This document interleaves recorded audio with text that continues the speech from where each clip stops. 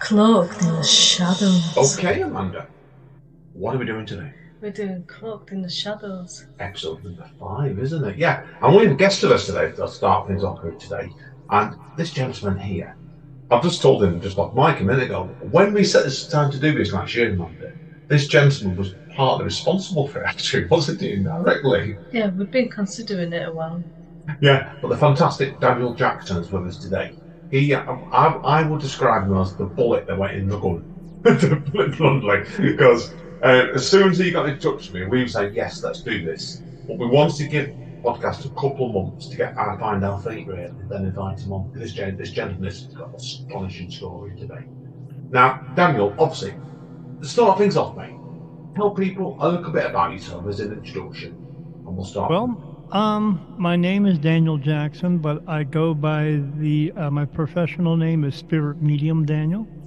I've been seeing spirit ever since I was 3 years old, and I never really knew why, other than my parents and my two brothers and sister. We grew up in the state of New Jersey in here in the United States, and in that town that I grew up in, there was a battlefield where the Hessians fought. And there was also a little hospital there. So I do know that some of the other homes within that area were also experiencing things as well. But we were experiencing things quite often where, like, my sister was getting ready for school one day, and my mom was helping her, and they were in the bathroom, and on the door in the bathroom was a full-length mirror, and when they stood in front of it, there was another woman standing inside of the mirror, and Wow. she had a colonial outfit on. So and there was a time when my brothers and I were downstairs watching TV.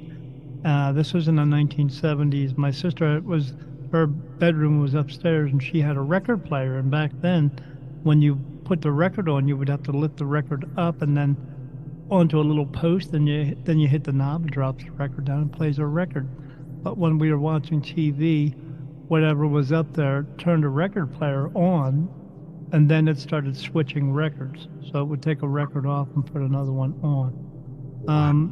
These kinds of things just happen regularly. We would see ashtrays move and glasses move and all kinds of things throughout the house. But then by the time I was 17, my parents and I and my one brother moved down to Delaware. And at that point, no one else was really seeing as much as I was. I was still continuing to see them. And there was a time when I was playing in a band. This was in the 80s. I had big hair and zebra striped spandex. And Yeah, I did as well that age as well, mate, yeah. yeah. I thought I looked cool, but maybe not so much.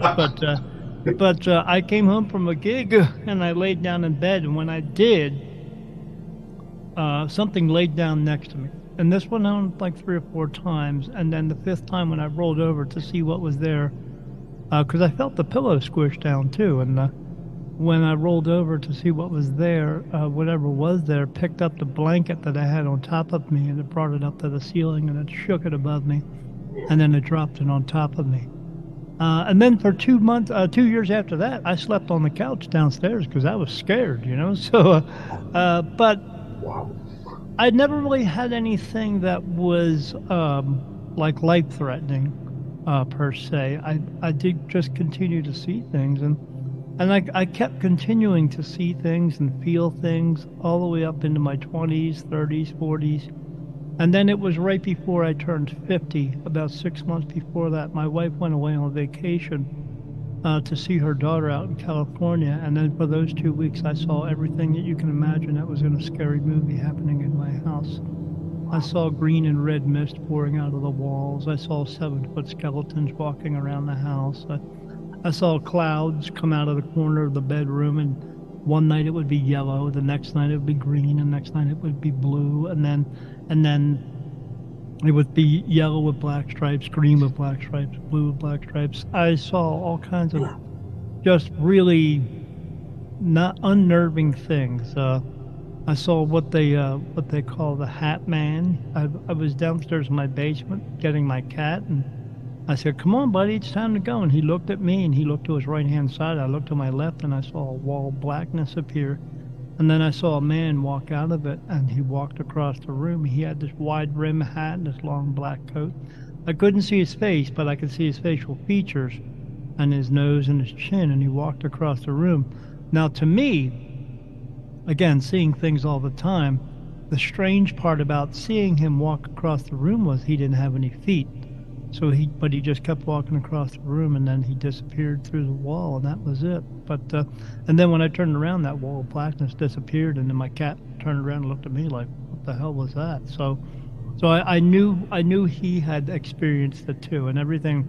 There was one time I was sleeping on my bed, and I woke up in the middle of in the night, and I saw a little boy sitting on my bed, and he was petting my cat, and I saw what to be was his mother in this like Elizabethan type dress in the corner of the room. She's saying, and I heard her. I could hear it, but it was like it's in my mind. I hear her voice saying, "Come on, honey, it's time to go." And he's like, "But I'm petting the cat, Mom." And then he looked up and he noticed I was staring right at him. And then she looked at me, and they were like, and then just gone, and that was it. But just it was. My wife finally came back from vacation. She told me about her adventures on the road there, and then I told her about mine. And she was a nurse, and she believed that maybe because I'm diabetic, maybe my medication was causing me some type of diabetic psychosis, what have you. But about 3 days afterwards, she started seeing some of the same things throughout the house. A question on this, because I'm diabetic as well, and had you been diabetic for a long period at that point? Yeah, I've been diabetic for almost 20 years now. Oh yeah, you got it quite young then, didn't you? Really? Because I got it. Well, I'm 56. 20s. I got it when I was around 34. So. Well, that's not bad actually. Yeah, sorry. Yeah, because I got it when I was 38. So yeah, I thought you meant you'd got it when you were about 20, and thought that would have been. I mean, you were aged, but 34 I've heard about before. So yeah, it would have been more explainable if I was maybe 20. But like I said, I've been seeing things. I mean, I would drive down the road, and next thing you know, I get this crazy chill up my spine, and I would look around to see what's causing it, because I just knew it wasn't just me. And then there I am. I'm driving past the graveyard. So yeah, it's Monday. I'm not sure your opinion is. What do you think? It's like it's not like got a lifetime of it, really, hasn't it? But then, like, as your wife was, it's explosion, isn't it? Yeah. I just think some people are more open to things. I think we're all sort of tuned into it, but people shut themselves off from it. And do you reckon why, though? Yeah. I'm going to let you explain. I've heard your podcast. I'll let you explain as why. And why do you? Well, the reason being is the reason being why some people are more sensitive to it, and that's what we call being sensitive. But what it actually is your soul itself is a little bit brighter than other people's, and when you have a brighter soul, you're like a beacon of light to spirit. And when they see that, they know that you are someone who can see them, maybe hear them, feel them, can communicate with them, and then they come towards you, and then they start.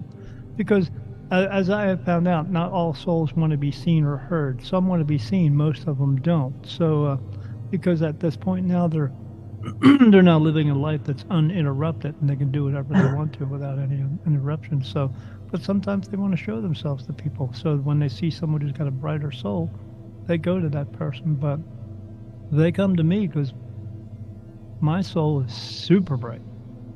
Yeah, I think yours is like a full lighthouse, basically, isn't it? Yeah. So yes, for a different reason. I found that out once I became a medium. I found that out, but it wasn't until maybe 2.5, 3 years being into this that I found out why they're actually coming toward me so much. So. Yeah. When did you start becoming a medium then? Because I know you seemed to be telling around about 50, didn't you? You wanted to go in this direction. Were you a medium point already? Yeah, when I was getting ready to turn 50 is when all this stuff was taking place. I had a paranormal group come to my house. They got so much information. By the time they left my home, they got on the front lawn of my home. They actually quit and stopped doing it because they were supposed to come back to my house and do a big reveal, but they never did because they quit, because they said what usually happens is all the information that they got from my house usually takes them 10 or 15 homes to get it from. They were scared crazy. It was it's not that there was anything really bad going on in the house, but they did this one test where they had me lay down in bed, and they came in with this thing called a spirit box, and then I was pretending to go to sleep, and then they turned it on, and immediately when they turned it on, it started spitting out words. It said Wendy, Michael, Paul, Helen. It said unique, special energy, light. One time it said the word road, like a street. It said road, and that computer voice said road. When it did that, a car went right past my house, and I was like, what the heck's going on? It was after that when they started asking questions, and they asked questions for 10 minutes. Every time I'd asked a question, when they asked the question, it answered it right. I mean, there was no hesitation time, anything. They just asked a question and answered. And one of the questions they asked was, "Are you here to harm Daniel?" And then in that computer voice, it came out again and said, "No, we are not here to harm Daniel. We love Daniel's light. Daniel is the light." And when it said Daniel is the light, I was like, what the heck is that supposed to mean? I mean, it just kept going on and on and on for 10 minutes straight, and then it just stopped. And they went out of the room, and then I got up and went out of the room and saw them all huddled up, and I said to my wife, "What's going on here?" She says, "I don't know. There's something." So then they turned around, and I was looking at them like, "You heard all that, right? I mean, you got all that." And they were like, "Yeah, but there's a bit of an issue." And I said, "Issue?" I mean, I was happy at that point because there had been so much going on in our home at that point that we were glad that someone else was witnessing it because it was so much. But when he said there was an issue, and I said, "What's the issue?" He said, "Well, whenever we turn that machine on, we can get it to spit out a couple of words, Mr. Jackson." And I said, "Okay." He goes, "It never says sentences." And it said sentences for 10 minutes. Every time we asked a question, it answered. I was like, "Yeah, but it wasn't anything bad." He's like, "Yeah, but we got to figure this out." I was like, I mean, they took pictures of me walking around the house with a digital camera, and they took a picture of me, and then they would take a picture of the team member, and then maybe take a picture of me with the team member. And what happened there was they would take a picture of the team member, and there's nothing there.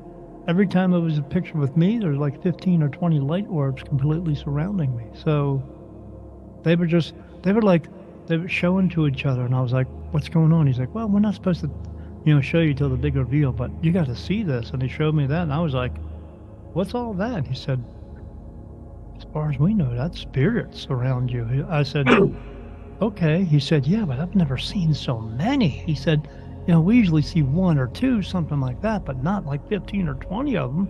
Yeah, I've Everywhere heard you stories go, they before with are." one I or was two like, people. I'm sure you have. yeah. You had the same man. You're having not 15 to 20. That's just Yeah, I was just completely surrounded. I look like, basically a Christmas tree. This thing was just yeah, I can tell. surrounding me, but even to this day, I'm still completely surrounded. When I tell people how many spirit I see in a day, those paranormal groups ain't got nothing on me. Okay, for me, it's like being in a room with 1,000 people, except nobody leaves and more just keep coming in. So I see thousands of spirit all day long, to the point where you just get used to it. It's like, when we were children and our mom and dad fed us green beans, and then 30 years later, you like green beans. Why? Because you got used to it. I just get used to it now. But I don't just see people. I see dogs, cats, horses, cows, fish. I see other things. I see what we would refer to as other beings from other worlds. I see everything. Amanda, I know you would ask. Just a reason why. Yeah, you said that you communicate with archangels. How do you do that? Did they just contact you, or is there something you need to do to contact them? For me, in the very beginning, I would just see them.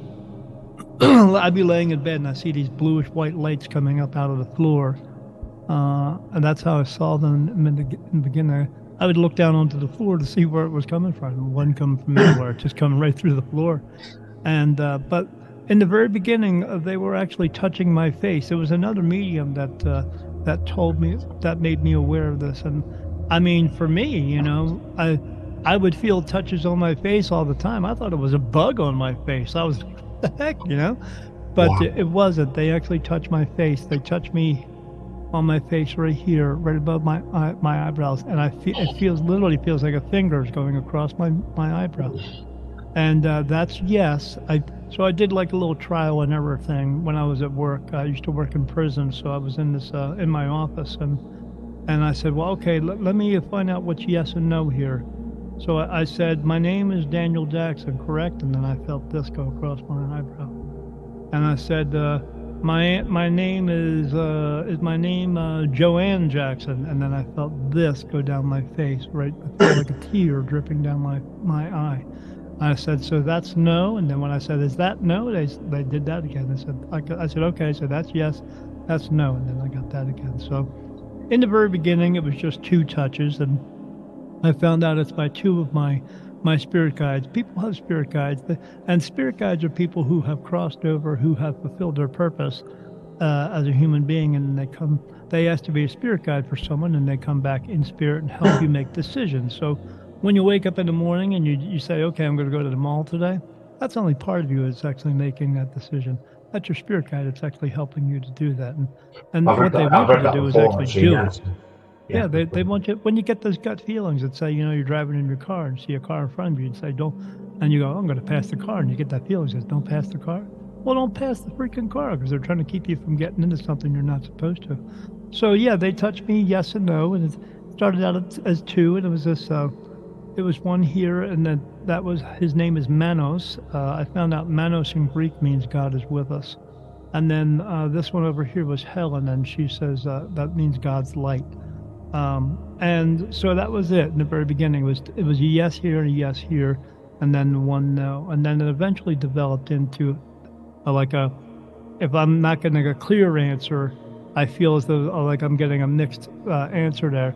If I ask for it's a no answer, I feel 2 of them right here. But like I said, in the very beginning, it started out as 2. And I knew the names. Now it's 48. I know all the names who's touching me. Helen, Raphael, Lucifer, Jesus, Manos, Gabriel, Raphael, Uriel, Menadil, Ezrael, Mezakim, Michael, Paul, Jacob, Daniel, Laziel, Ezekiel, Richard, Tom, Nicholas, Hansel, Joshua, Jonas, Jonah, Jeremiah, Jerome, Jonathan, Ophelia, Cassidia, Arthur, Zaziel, Andreas, Thomas, William, Castiel, Gadriel, Adriel, Zadriel, Zeke, Ezekiel, Jophiel, Raziel, Stephen, Cameron. Just it goes on and on and on. I don't know what you think of that. They're all archangel names. Those are archangel names. There's more than they say in the Bible. That's a bunch of bullcrap. Bible is a bunch of, that's people trying to tell you how to live your life the way they want you to live it and give them 10% at the same time. And how did they know about 10% back then? Because the people who wrote that book were kings and queens. It's about power and control. Yeah. So I get the touches. I mean, that one right there, that's Jesus. I got touched on my eyelid right here. That's only been 5 times. That's God. And so, yeah, I get touched by all of my face by these different archangels. But not only do they touch my face, now it's progressed to the point where they also put thoughts into my mind. In the very beginning, when I was getting answers, it was only maybe like 5% of the time. Now it's 85% of the time. Oh my God. So in other words, what that means is my own thoughts are no longer mine anymore. I get information all day long. It's just them talking to me. And sometimes I will be sitting there and just completely zoned out. My wife walked up to me a couple of weeks ago and just shook me. I was like, what? She's like, what are you doing? I'm like, I'm having a conversation. What else would you do? So that's to the point where it is now. But I presume, and obviously, when you say before you were working, I didn't know about this bit, but you worked in a prison before. Yeah. Did that impact you when you worked? Would you've got like lots of deceased prisoners coming up to you and stuff on that? Well, yeah, I can sense their negative energy all the time. That's for sure. Yeah. That's one of the reasons why I left. I was there for 6 years, and I was this close to inmates all day long because I did medical records and I did their paperwork for them and helped them do their paperwork. So yeah, but being around in that environment was, I mean, when this started really coming on, I picked up everything, and I couldn't do it anymore. Yeah, I think it's that sort of thing where you're working in that sort of job like that, and you've got that coming on. Straight away, it'd been like you would have to get out for your own sanity and wouldn't know nothing else. Oh yeah, and my coworkers know about this stuff too because I was telling them every day I come in, what'd you see now? And I would tell them what I would see that night and the next night, and so they knew all about it. And then it got to the point where I was getting answers and stuff like that. So one of the main things that I do for spirit that I was doing at that time I didn't. The very first year of this I was very lost. I didn't understand where I was going, what I was doing. It was about a year and a half into it. I met a woman who had an intuition group, so I started going to that.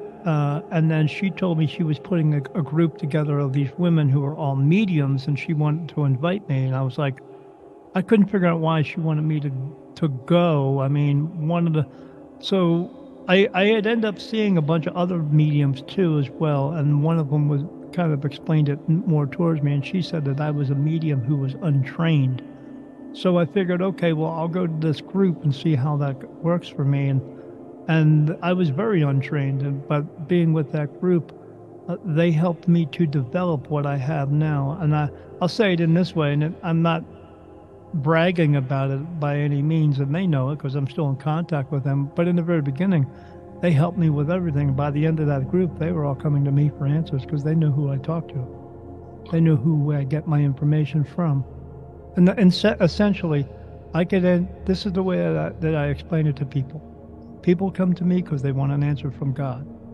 I get it, but they don't like the answer. And the reason they don't like the answer is because they don't like the truth.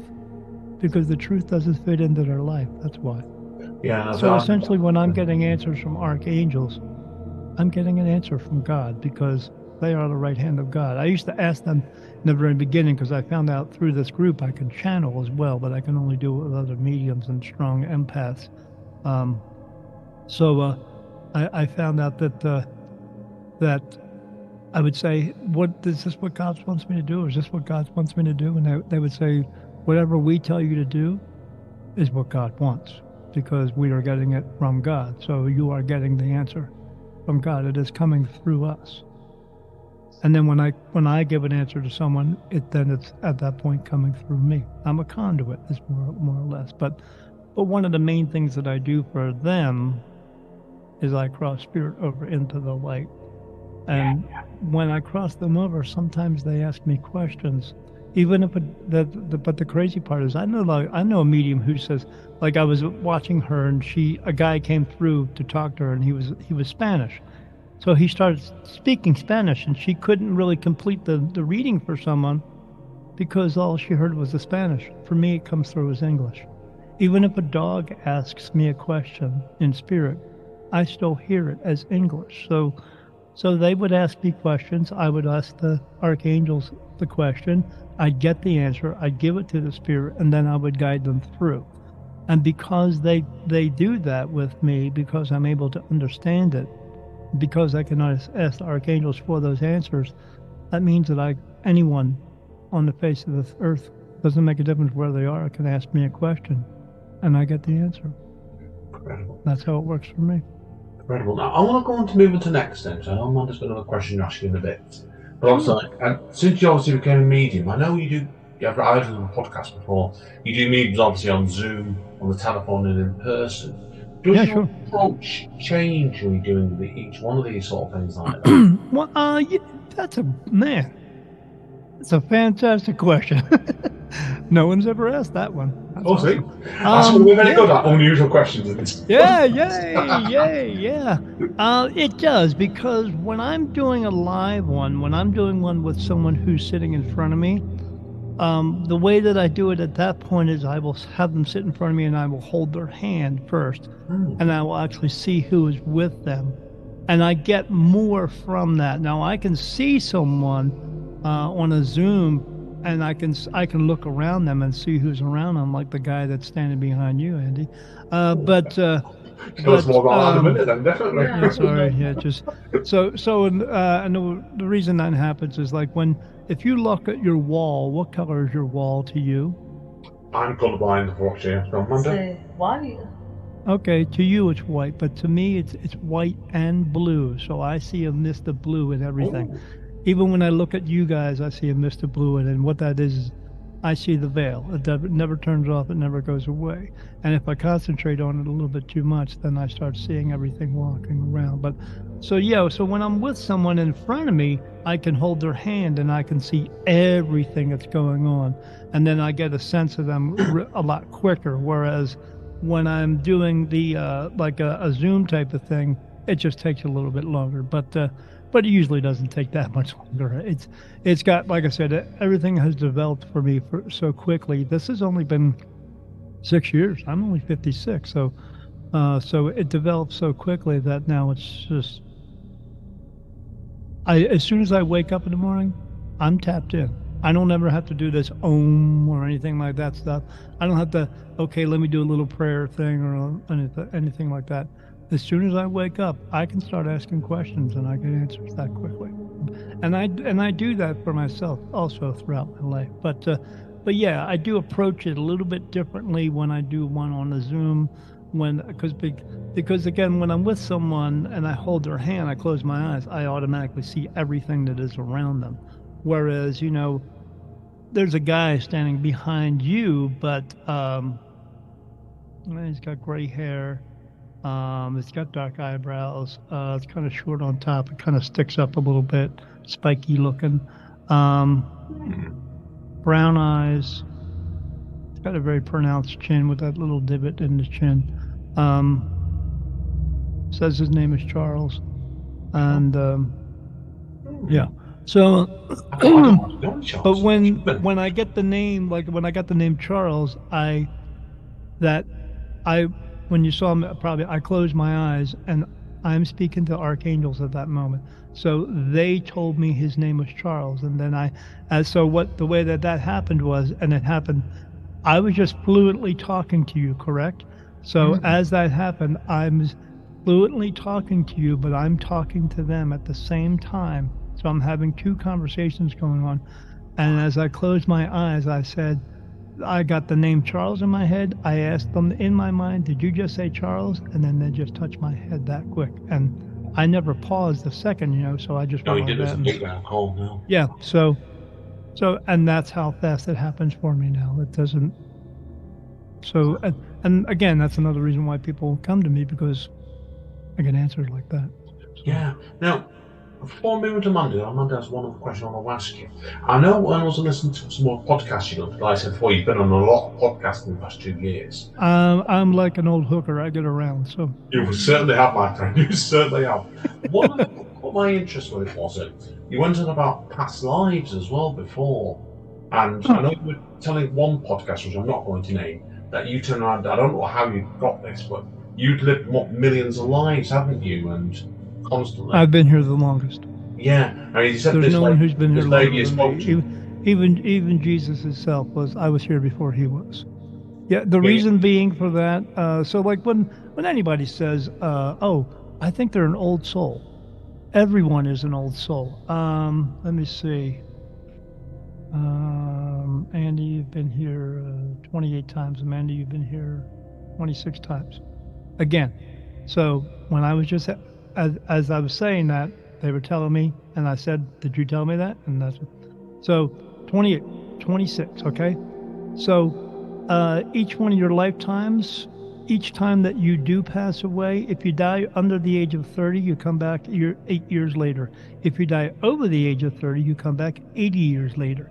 So let's just say, Andy, you died like at 80 years old every single time you were here, and you've been here 28 times. But what it really turns out to be is 160 years total, because you died 80 years old and then you come back 80 years later. So say 160 times 28, that's thousands of years. You've been here for a long time. A long time. Yeah. Okay? The reason my soul has been here since the beginning is because when you die, when anyone dies, when you pass away, you're basically going to fall asleep, you're going to wake up, you're going to stand up out of your body, you're going to look down and go, "Oh, I guess I don't need that thing anymore." You're going to take a step to the left, you're stepping out of your body, you're going to look to the right, and there's a light that's going to turn on for you. Everyone gets one. Amanda, you get one too. It's your own personal light. You're either going to walk in or you're not. Do yourself a favor. Just walk in again, okay? Because you've done it before. You've been here 26 times, meaning you've had 26 lifetimes. You've had 26 other moms and dads, brothers and sisters, dogs and cats. Oh, here's another one. You had 26 other astrological signs that mean absolutely horseshit.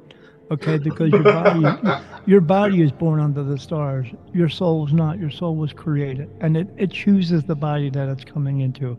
I mean, the original calendar started out at 5 months, and then it went to 9 months, and then to 10, and then 12. So what does that mean? That means they created 5 signs, then 9, then 10, then 12. What does that mean? They created. It's bullshit. Okay? You've been here 26 times, yeah? So what's that mean? Let me ask you, man. What sign are you? None of them. Okay? Yeah. You're none of them. You're none of them. You've been here so many times. Your soul is just a soul, because the person that I'm speaking to is your soul. It's not your body, okay? And the only reason for your body is because you're a vessel in order for your body to be here. My soul, when you see that light, you either walk in or you don't. But if you don't walk in, it turns off. If you do walk in, then after that, it turns off. There's always one other light that shines all the time. We call that the light in the heaven. And this is for all souls to see.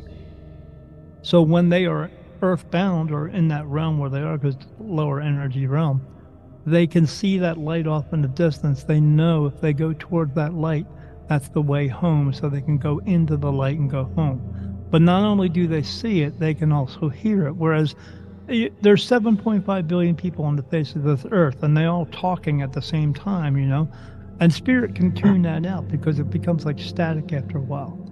But this particular light, when it's talking, because that light is a soul that's inside of a body, they can't tune it out. They have to be able to hear it to know where to go. They have to be able to see that light to know where to go. And that light is me. My soul has been here since the beginning. But this is my last time. This might be a difficult question to answer considering everything you've just told us, but what's the strangest thing that's happened to you?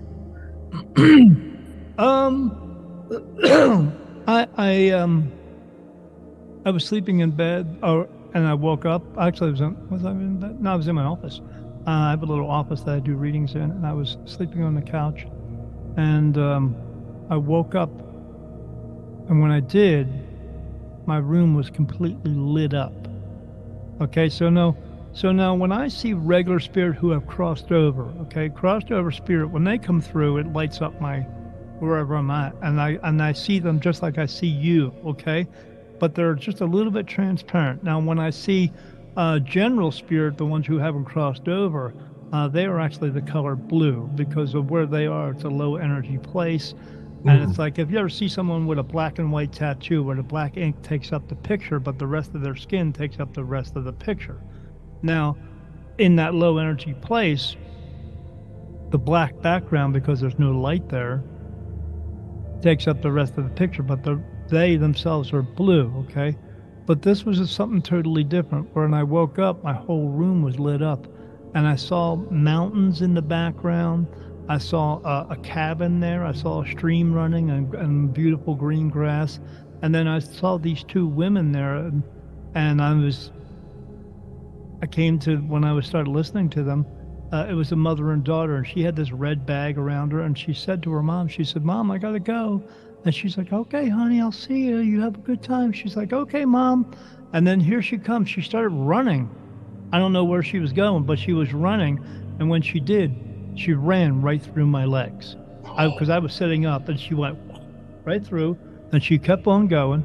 And when she kept on going, then after that, I noticed from that point on, everything unpixelated. And it just unpixelated all the way through, came right through the room, and just everything, and then my room just went black. In other words, I was seeing into another dimension. Completely incredible. Now, I want to ask you slightly. But now it happens all the time. Slightly Saki, I know you bought a book out last year, didn't you, as well? Yeah, I put tell a us book about out. what made you obviously want to bring the book out at this stage. Okay, well, here we go again. So I never thought I would be an author. I don't consider, I mean, I wrote a book, but I don't consider myself an author. When I meditate, I don't do it as often now, but in the very beginning, I used to do it a lot. But because I'm so connected, I don't have to do it all the time because all I have to do is ask a question and I get answers. But sometimes when I do meditate, they show me messages in like movie form or cartoon form. I was doing it this morning. This morning I woke up, and as soon as I woke up, and I keep my bedroom very dark because like my wife was a nurse. She kept it very dark because she would sleep during the daytime. So when I woke up this morning, a cartoon was playing. Sometimes I'll be walking around and I'll say, my wife will be at a store and she said, I got to go use the restroom. Okay. And I'll sit on the bench and I'll close my eyes and a cartoon's already playing. It's like it's just going. And I open my eyes and I'll be like, what the heck? Close my eyes and it's still continuing to play. So when I was in meditation one time, they brought me a message, a cartoon started playing, and there was a man standing there and he looked sort of like me. And he had this robe on, and he had this desk in front of him, and he had these scrolls in front of him. He's rolling them out, and he's writing on the scrolls. And I said, but for me in meditation, I know some people have to listen. I've got it to the point now where I can talk just like this to them, and they will answer me at the same time. They'll touch my face, or they'll put the thoughts in, or they'll show the movies and all that stuff. So, but I'm completely coherent. So, but I have cleared my mind out enough where this is all going on. So I'm watching this and I said, oh, he's writing something. Then I got touched on my face. Yes. I was like, what's he writing? And then they showed me a piece of paper in front of my face and it had my handwriting on it. And I was like, that's strange. That's my handwriting. And I got, yes. And I was like, what, do you want me to write a book or something? And then I got, yes. And I was like, what am I going to write about? And I just heard in my mind, they started talking. I said, you're going to write it about you. You're going to tell your story. And then when you start coming to the end of the story, we're going to give you some messages and we want you to write them down. And I said, okay. And I said, what am I going to call the book? And then I heard in my mind, The New Beginning. And I was like, okay. So at that time, there was so much going on. Her mom, my wife's mom was ill. My mom's was ill. We had so much going on and just didn't have time. But it was about I guess about 3 years after that is when I finally wrote the book, which was in 2021, and around July or August of 2021, and I finished it. And so they bring me the other things, these other things to write down, and these are messages. Essentially, these are messages from God of what He wants us to do.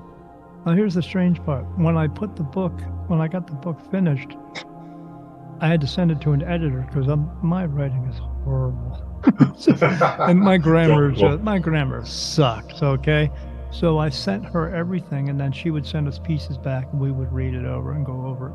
And then it came time for that last chapter. I call it the basics, and these are just 25 messages that God wants us to know to help us figure out our lives, to help us to help other people. And when we do that, in turn, it's helping us as well.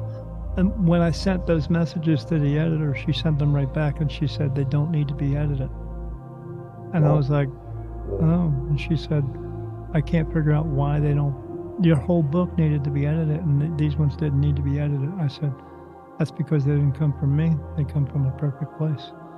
Even I did an author's night a couple of months ago, and I got up and was telling stories from the book, and the woman who I gave a copy of the book to her, she's a college professor. She teaches writing.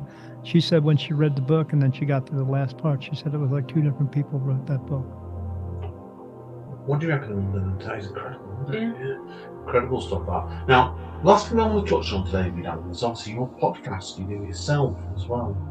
Yeah, obviously people know you're on all kinds of podcasts, but you do your own as well. Yeah. Beyond the Veil with Daniel Jackson. Now, what made you want to do a podcast?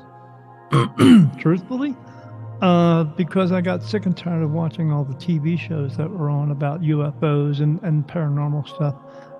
And they don't give you all the information. They don't tell you. The unfortunate part is they don't tell you the truth. They only want to tell you the scary stuff. You know, you see all these ghost hunter shows, and it's funny how after they start the show, you can understand they're going to be a little bit frightened. There'll be 10 or 15 seasons into a show, and as soon as something comes around the corner, they're still going, oh, like Come on, man, you get used to it, buddy. I mean, you see something, you got to get used to. I got used to it real quick, I mean, it's been 6 years. I'm used to it now. I see so many spirit, but I see way more spirit than they'll ever see in 10 seasons. Doesn't make it, and I see that in one day. But they never bring you the correct information, and then or they do that hook line where they say at the end of the show we got some information for you, so you watch the whole entire show. And then the information they bring you is something they already knew from the 1970s, So it just got to be ridiculous after a while, and I didn't want that to happen anymore. So I put together this show.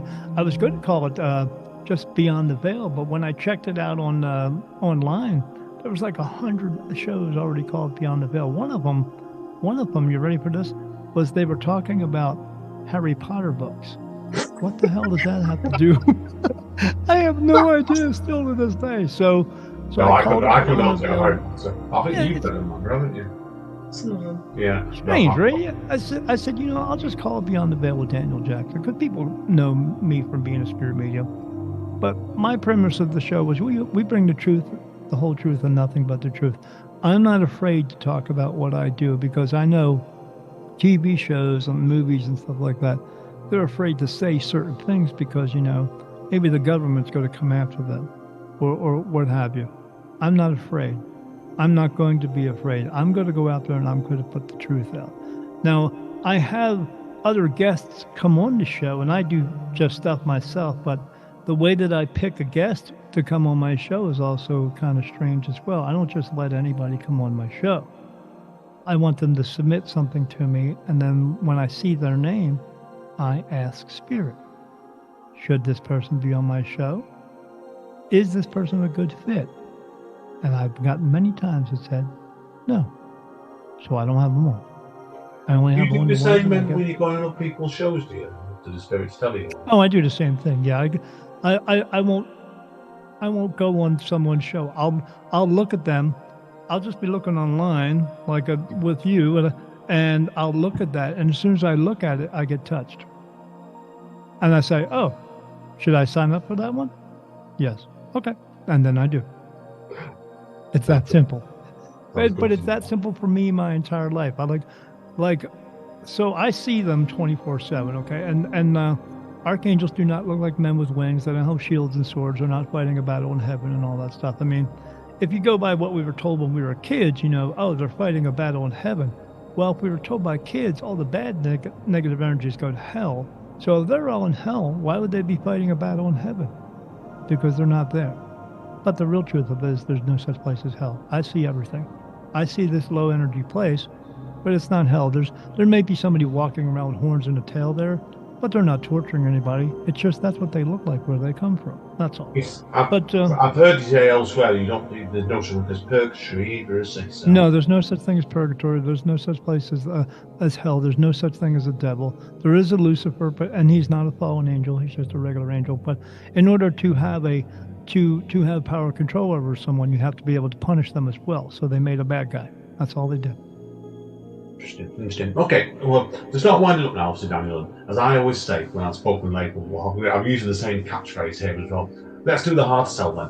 If people want to get hold of your book, where did it go, first of all? They can go to Amazon. All they have to do is go to Amazon and put in the search bar, Daniel Jackson, The New Beginning, My Awakening as a Spirit Medium. Just type that whole thing in. Daniel Jackson, A New Beginning, My Awakening as a Spirit Medium. And you'll see a picture come up of a man standing there looking like a silhouette of a man walking into a bright white light. And that's me. But The New Beginning is not me. That's about everyone else. And the podcast can be found on all the usual networks as well, Cam, just to clarify. Oh, yeah. Yeah, absolutely. Yeah. And,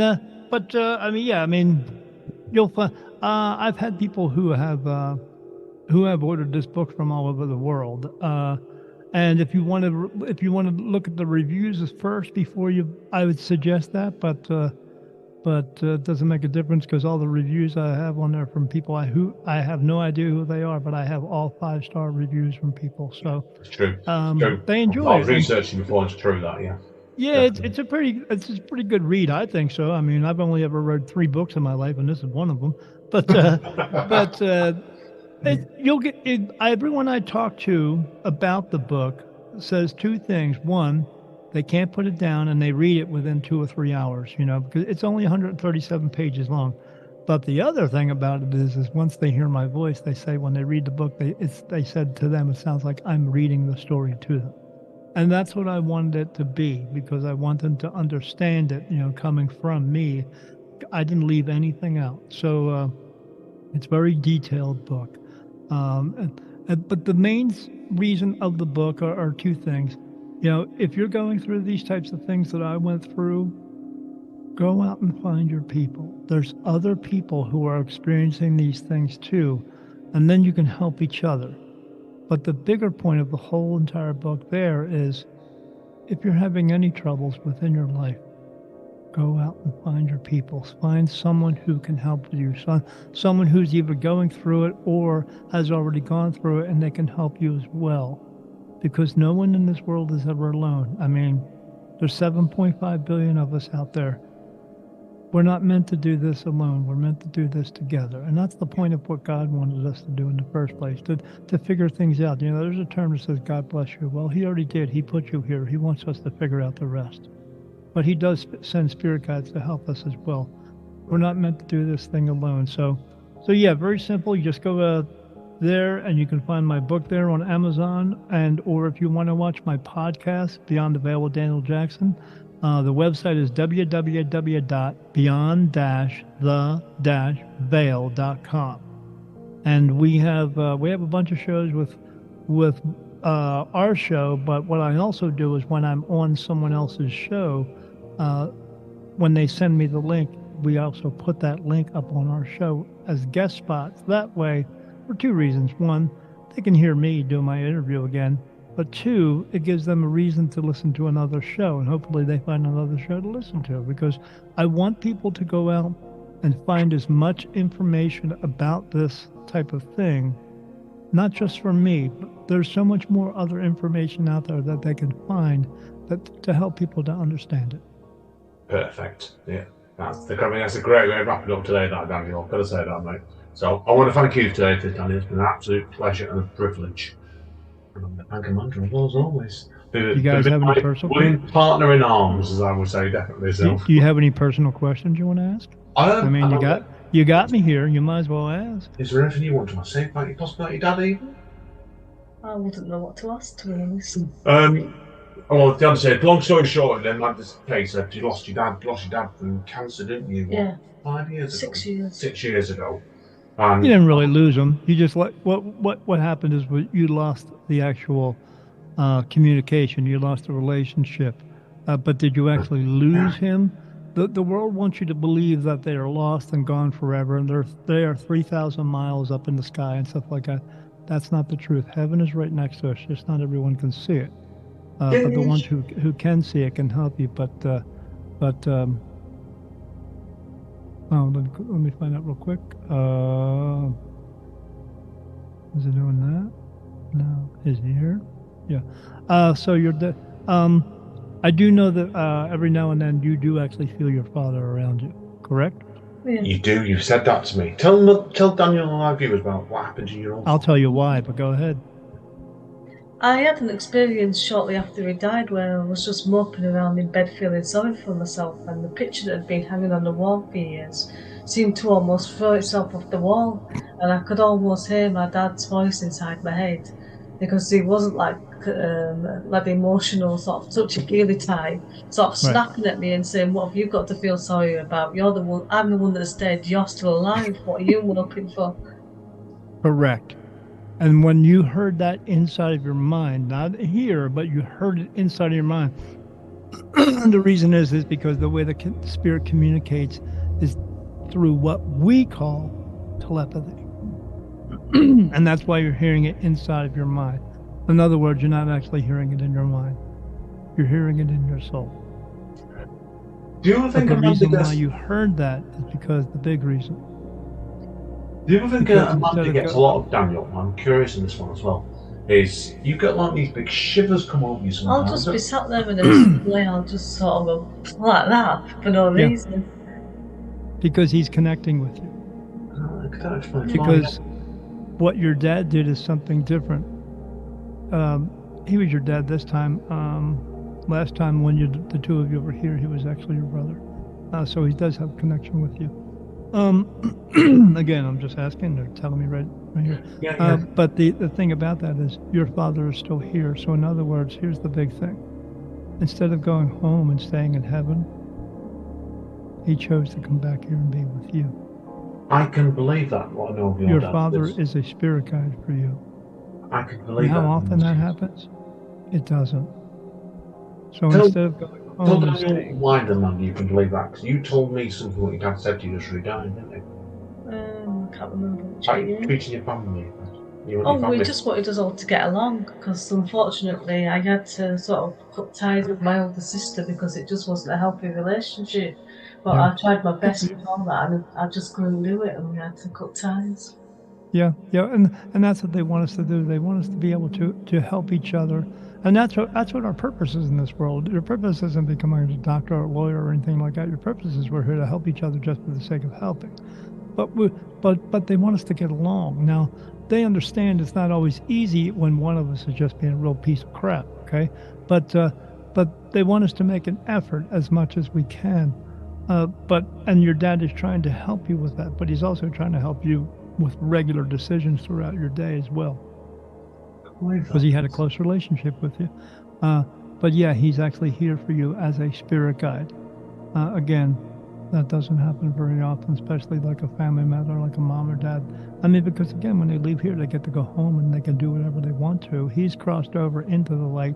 He has fulfilled his purpose, meaning he doesn't ever have to come back into another body again. But what he chose to do at that point is ask to come back and be a spirit guide for you. And now he is. So here's how you work that.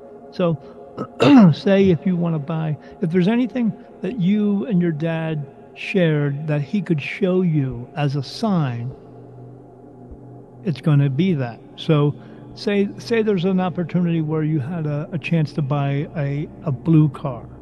Okay. And you would say to your dad, and I want you to do it in this way because he's around you. Say, Dad, I want to buy this blue car. Should I buy the blue car? And then he shows you the sign. Now, whatever it is that he's got that he could show you, and you, as soon as you see it, you could go, I think that's my dad showing me something. Then he would show it to you, and then maybe you would hear that same sign in a song, or you may read it somewhere, or a TV commercial comes on, because they are pure energy at this point, and they can manipulate everything around us to show us this sign. And what that means at that point is when he shows you the sign 2 or 3 times and you pick up on it, that means go buy the blue car. Now here's what it doesn't mean, because people get this messed up all the time. What it doesn't mean is, oh, well, now that I got the okay from my dad to go buy that blue car, instead of taking all the money and putting it on the blue car, I'm going to go take some of the money and put it on jewelry too, and get myself all blinged up and everything. When you do that, then you just screwed up something that came perfect from your dad, from a perfect place. He doesn't want you to do that. And then what usually happens is it goes south after that. So in other words, don't use your ego to try to change it around. If you ask a specific question to your dad, he will give you the answer for that specific question. Now, if you wanted to buy the blue car and some jewelry, you should have asked him that question. And he probably would have said, no, don't buy the jewelry, you know, and the way that they would say no is you wouldn't see a sign at all.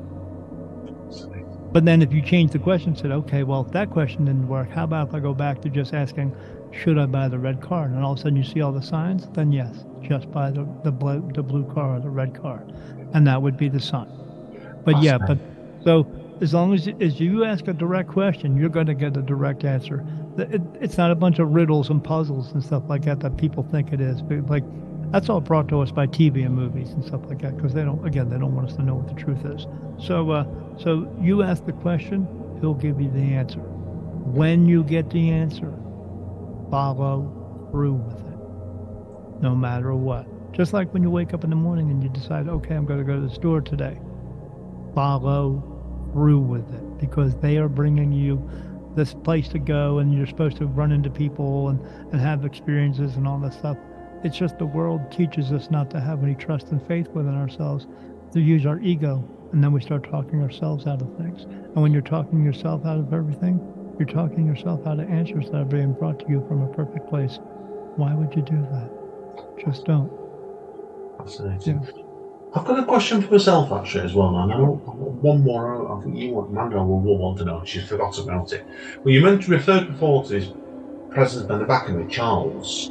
Can you tell us a bit more about that? Like, is it like a distant relative of mine, or I can't think of anyone I've known called Charles in my life actually. Could be wrong. Sorry, I just closed my eyes. I saw somebody else.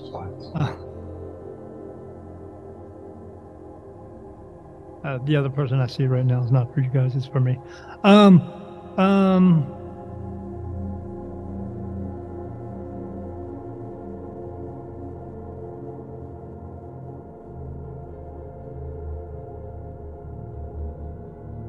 Relative of yours said they died in World War One. Right, that's somewhere we have to speak. That's very long. That's a long time ago. It was a long time ago, right? I mean, back what 1903, 1900, something like that. Yeah. I'll have to do some research on that. Let me do something real quick. It's got my mum's side then, because oh yeah, the two of you were in that same war. You died in that war. You came back. He didn't. That explains why. Then that answers the question straight away. Yeah. Yeah, you died. More. You died in that same war together, and then he's just here. Yeah, that so you were. So it was. In other words, it was your previous lifetime. Let me ask him something real quick. Right, I understand now. You died because you were shot in the back of the head. That's a heck of a way to go. You were a prisoner of war. Now, Amanda, that was your previous lifetime. Amanda, you know a little bit, don't you, about a past life you've had? Tell Daniel about that.